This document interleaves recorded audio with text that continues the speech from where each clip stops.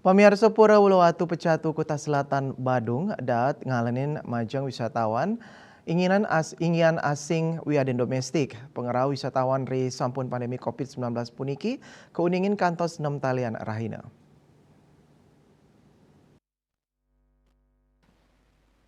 Manajer pengelola DTW kawasan luar Uluwatu Iwayan Wijana Mausang rawe mangkin wilangan pengrau saya nincap.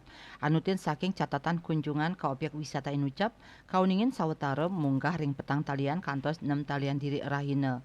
Wisatawan sanerau akehan wisatawan mancanegara antuk 17% miwah 13% wisatawan domestik.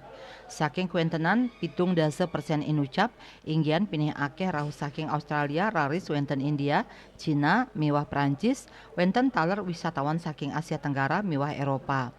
Kahanan mangkin kantun kebaos middle session nanging kantun wenten sanerau sawetara petang talian diri kantos 6 talian diri rahina.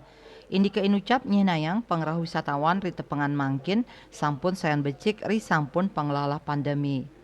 Ngenenin ancang kunjungan ring warsa kalitali 3 likur, keabtiang sida anutin pemargi ring warsa kalitali kali likur, inggih punika siki, 700 juta diri pengunjung. Bali Pos nguningayang.